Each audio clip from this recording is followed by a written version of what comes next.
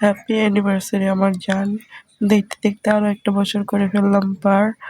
তো আল্লাহর কাছে একটাই দোয়া করি, সারা জীবন যেন এইভাবে তোমার সাথেই থাকতে পারি।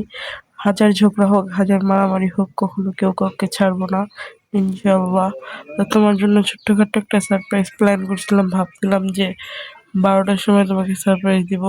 তাই এখানে এগুলো আয়োজন করতেছিলাম, কিন্তু আমরা গ্রামে থাকি, গ্রাম থেকে শহরে যেতে অনেক সময় লাগে। তো আমার একটা মেয়ের পক্ষে তো পসিবল না রাত 12টার সময় শহরে যাওয়া, আর শ্বশুর বাড়ির লোক এলাও করবে না।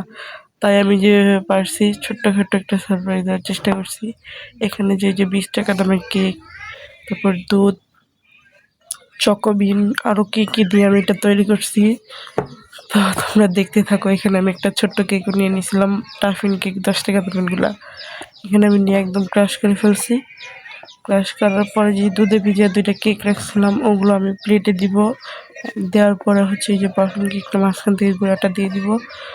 দেওয়ার পর এখানে যে আরেকটা টুকরা রাখছিলাম, ওইটাও আমি দিয়ে দিব। মাঝখানে একটু দুধও অ্যাড করছিলাম, যেন জিনিসটা অরিজিনাল কেকের মতোই সফট হয়।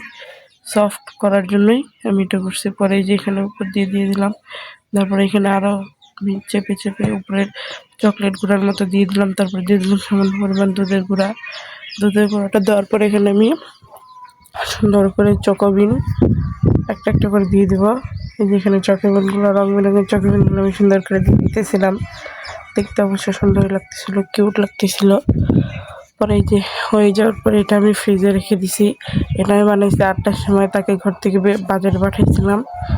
তারপরে আমি ফ্রিজে রেখে আসিয়া যখন ঘুমাই গেছে, এখন বাজে প্রায় রাত 11:50।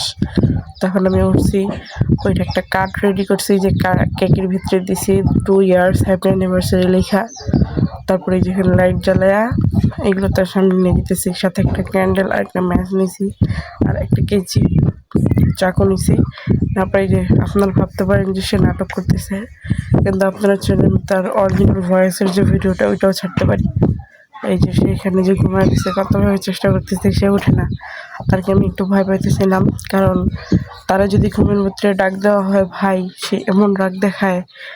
তারপরে এই যে এমন ভাব ধরতেছে উনি না। পরে যখন একটু চিল্লাইছি, পরে এই যে চোখ খুলছে, পরে চোখটা তো উঠছে।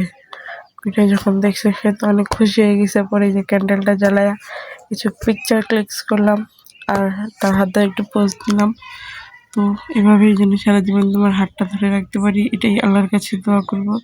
তারপরে এই যে আমরা আমাদের মিনি কেকটা কাটলাম, কিন্তু এখানে একটা মিস্টেক করে ফেলছি, মোমবাতিটা নিভাতে ভুলে গেছি।